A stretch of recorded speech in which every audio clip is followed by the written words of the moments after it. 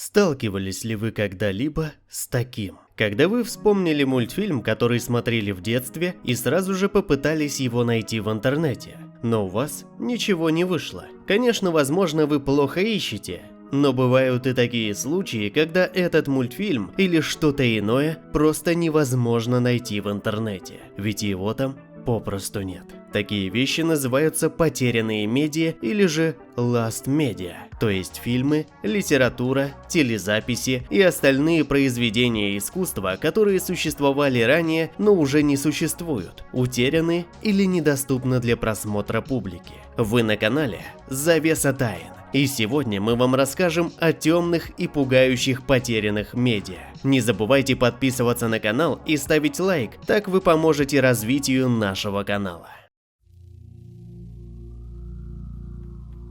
26 апреля 2003 года тогдашний 26-летний энтузиаст-скалолаз Аарон Ралстон попал в опасную ситуацию в каньоне Блуджон на юге-востока штата Юта. Во время спуска по каньону с расщелинами валун, который он использовал для поддержки своего веса, слетел с места и прижал его правую руку к стене каньона. И как назло, Аарон никому не сказал о том, что он собирается пойти покорять каньон Блуджон. Поэтому он знал, что вряд ли кто-нибудь придет к нему на помощь. В течение следующих дней Аарон нормировал свои 350 мл воды и 2 буррито, но вода рано или поздно закончилась, и он был вынужден пить собственную мочу. В ходе этого происшествия Аарон сделал собственный видеодневник для своих друзей и семьи, предполагая, что он точно не выберется из этого каньона. После 3 дней мучений и попыток отколоть валун ножом, Аарон решил, что попытается ампутировать себе предплечье. Ему удалось разрезать плоть, но нож не мог повредить кость, и в конце концов он отказался от идеи ампутации. На 5-й день Аарон вырезал на стене свое имя и предсказал дату смерти, а также записал свое прощание с семьей. Он больше не надеялся пережить и ночи. Проснувшись на рассвете на следующий день, Аарон осознал, что может сломать кости руки, повернув руку в противоположную сторону. Он смог это сделать, а затем завершил начатую ампутацию. В течение часа, используя жгут, чтобы остановить кровотечение, во время ампутации ему пришлось разрезать мышечную ткань и даже нерв, который, по его словам, был адски болезненным, с помощью своего мультифункционального ножа. Освободившись, Аарон покинул каньон, оттолкнувшись от отвесной стены одной рукой. После этого Аарон пошел в сторону своей машины, которая была в 13 километрах от него. К счастью, по дороге к машине он встретил семью в отпуске из Нидерландов. Они дали ему еду и воду и известило спасателей о его сложной ситуации. Аарон боялся, что он истечет кровью еще до прибытия спасателей, но каким-то чудом через несколько мгновений на место прилетела группа спасателей на вертолете, которые уже давно знали о его пропаже. Семья Аарона сразу же заявила о пропаже сына. Через несколько часов он уже был в больнице.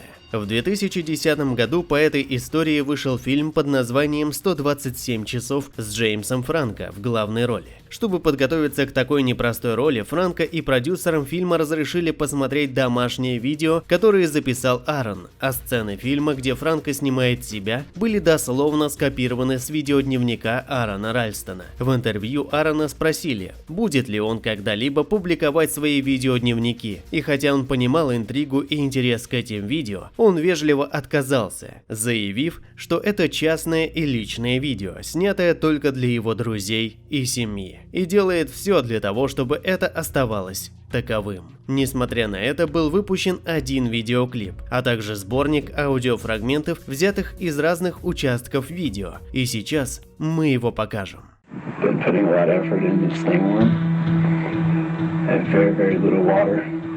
My body's having difficulty controlling its temperature. I'm in deep stuff. It's pretty much suicide. It's 4 hours from here to my vehicle. Climbing would probably be impossible with one hand. The blood loss and my dehydration, I think, are ruling that out. I think I would die if I cut my arm. I don't know what it is about me. It's brought me to this, but I go out looking for adventure and risk so I can feel alive. You know, tell someone where I'm going. It's just about thinking about good grapefruit juice, or margarita, or an OJ, or a popsicle. All these great things that I would love to have. An orange, oh, the tangerine. I can't think about that stuff. God, I'm really screwed. I'm going to shrivel up right here over the course of the next few days. God damn. It's really sinking in how dumb this is. So many things about it. So many things. It's gonna be a really long time before anybody gets to me. Jesus. I tried cutting my arm off. I couldn't even barely break the skin with this stupid knife. I tried a couple different blades, and all I did was just mark myself up. I can barely even get any blood to draw. От каннибалов. Скандальный итальянский фильм 1979 года режиссера Руджера Деодато. Фильм рассказывает о пропавшей съемочной группе, которая снимала документальный фильм о племенах каннибалов в Амазонии. После пропажи антрополог из Нью-Йорка университета Гарольд Монро отправляется в новую экспедицию, чтобы разыскать пропавшую ранее команду. И со временем они находят кинопленки, которые оставила прошлая команда, которая хочет транслировать американский телеканал. При просмотре этих кинопленок Монро потрясен ужасающими действиями съемочной группы и настоятельно призывает телеканал не транслировать этот документальный фильм. Этот фильм использовал такой прием кинематографа, как найденная пленка, а также мокюментари, и тогда это было действительно уникально. Считается, что «Ад каннибалов» серьезно повлиял на развитие фильмов жанра хоррор в стилистике мокюментари. В частности, влияние видно в фильме «Ведьма из Блэр». «Ад каннибалов» вызвал много споров не только из-за его графического насилия, но и из-за экранных убийств живых животных, сексуального насилия, а также осуждения снав жанра. В результате этих споров режиссер фильма оказался в тюрьме по обвинению в непристойности и предполагаемом убийстве. Фильм был запрещен в Италии, Австралии, Норвегии и в других 57 странах из-за его содержания. Хотя через время запрет в некоторых странах был снят.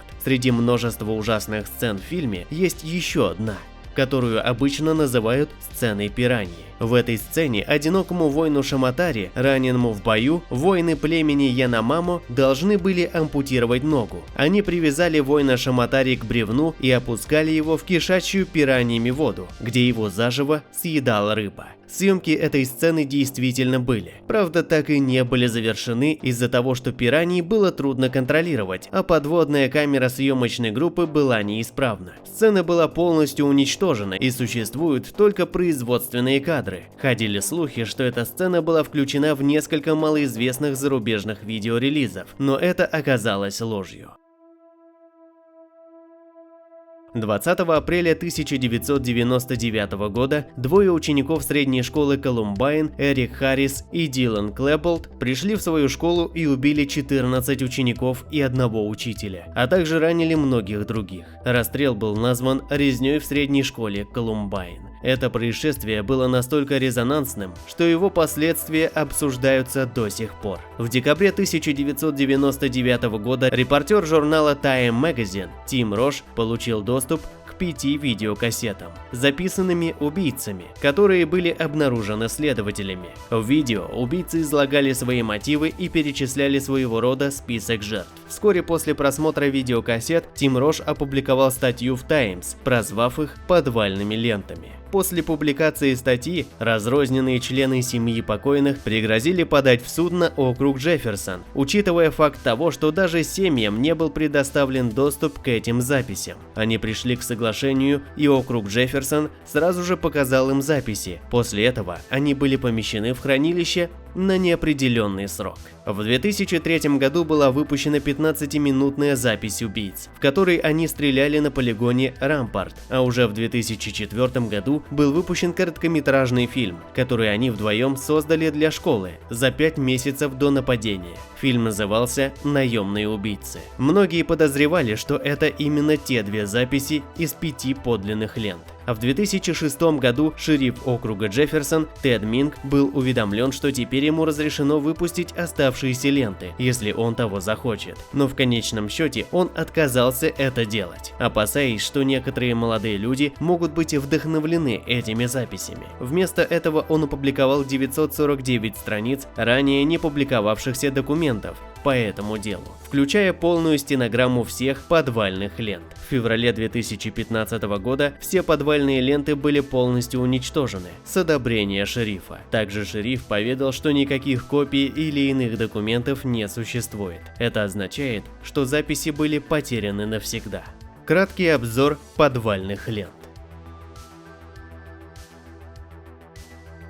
Эта лента начинается с того, что Харрис и Клеболд в доме Харриса 15 марта пьют Джек Дэниелс и говорят о том, как они надеются, что видео, которое они снимают, скоро будет показано по всему миру. Как только их так называемый шедевр будет завершен, и когда все будут искать ответы на вопрос, почему это произошло. Они рассказывают о том, как они использовали разных людей для приобретения своего оружия, прежде чем обратиться к своему однокласснику Брэндону Ларсону. Затем они переходят к обсуждению оружия. После же они переходят к своим личным философским взглядам на мир и говорят о различных людях, которые, по их мнению, сделали их неправильными людьми. Дальше они продолжают демонстрировать свой арсенал оружия, делая тонкие намеки на запланированное ими нападение. Затем запись обрывается и продолжается в тот же день, только чуть позже, где они уже говорят о своем плане более подробно, хвастаясь тем, сколько людей они собираются убить. Они предлагали превратить их историю в фильм,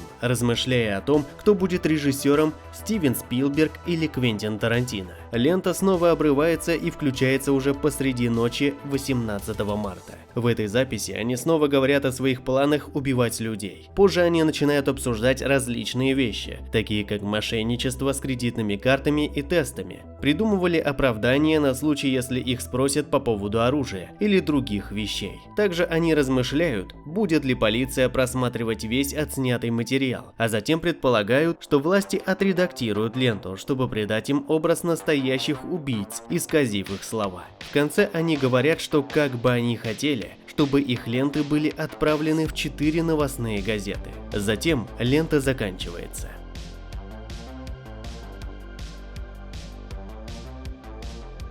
Эта лента была обнаружена полицией в 8-миллиметровой видеокамере Sony с выгравированной на боку надписью «Средняя школа Колумбайн». Лента была помечена как совершенно секретная база. Она начинается с видеозаписи Харриса и Клеболда в доме Харриса. Также Харрис выступает в роли оператора. На записи можно увидеть на полу оружие, например, самодельные бомбы, которые Харрис начинает описывать, а также на полу лежат 2 пистолета, обрез и карабин. С ними вместе 2 коробки патронов. Вскоре после этого Клеболд берет камеру и направляет ее на Харриса, который теперь держит оружие. Затем камера отключается и включается обратно. На видео все еще Харрис с оружием в руках, но уже в другой одежде. Какое-то время они общаются, потом запись снова обрывается. Когда запись снова включается, запись показывает Харриса одного в движущейся машине, с камерой, установленной на приборной панели.